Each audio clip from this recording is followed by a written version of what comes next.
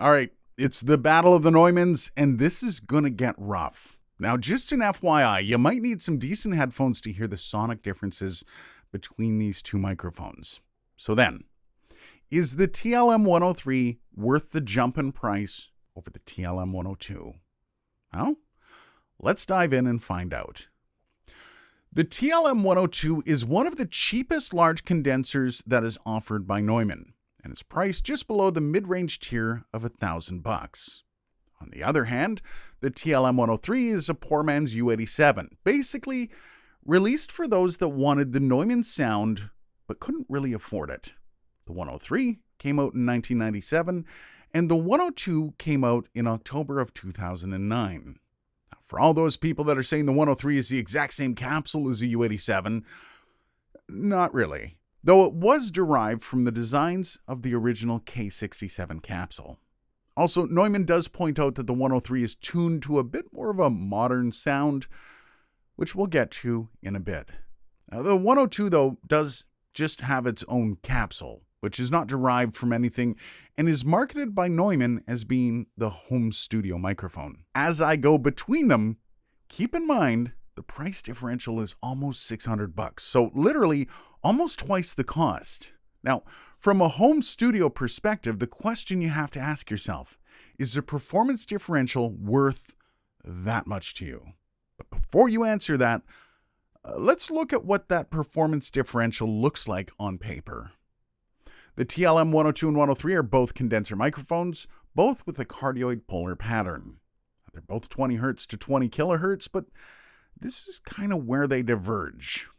The TLM 102 has a sensitivity of negative 39.1 dBV per Pascal, while the TLM 103 is negative 32.9 dBV per Pascal, meaning it's the more sensitive microphone, which makes a bit of a difference considering the next metric.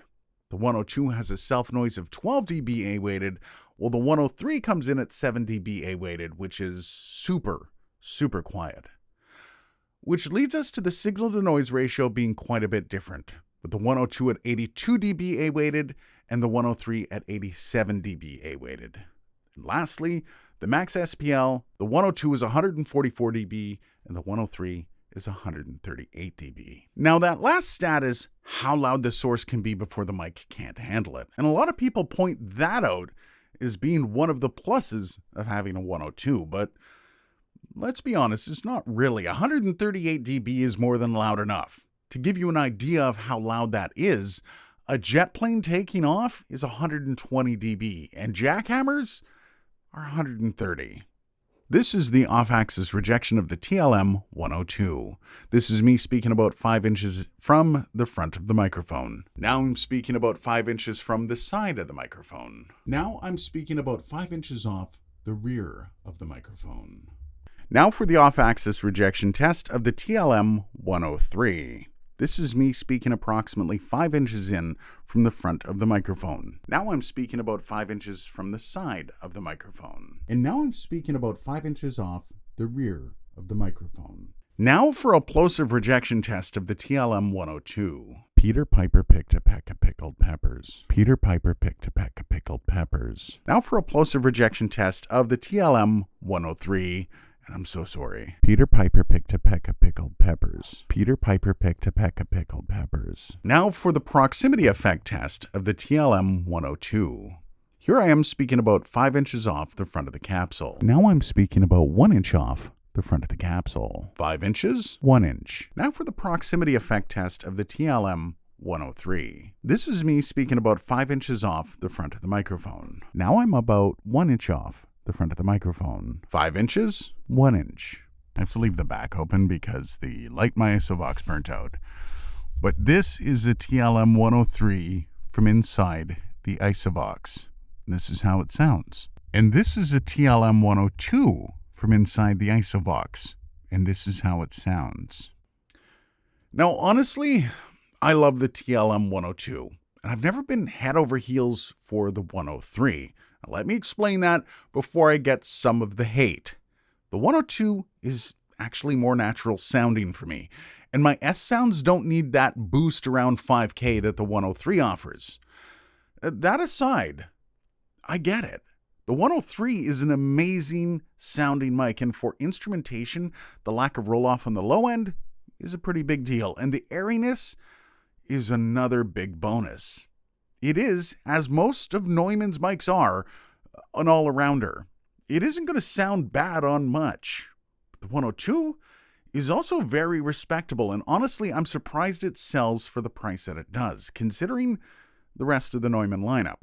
So then, which should you buy? When you get into this discussion, take a second and consider some things. Yes, the TLM 103 is a better microphone and has more utilization in a full studio setup. But do you need that? As I said on my voice, I prefer the 102. It's not a knock against the 103 at all. Once again, though, I don't need the boosted 5K. Nor does my voice register below 60 hertz, so the roll-off, that's not that much of a big deal. But, and this is a big but, the self-noise on the 102 and the lesser sensitivity might be a bit of an issue for you. Do you need crystal clear sound? Well, the 103 would be the one for you. But before you make that decision, keep in mind the U87 rocks similar noise levels as the 102, so I'll leave this decision up to you. But all that aside, let no one ever shame you for buying either one of these, because at the end of the day, not a single studio was ever worse off after buying a Neumann. Thanks for watching. If you like this video, maybe try this one up here. It's a bit different, but still relevant.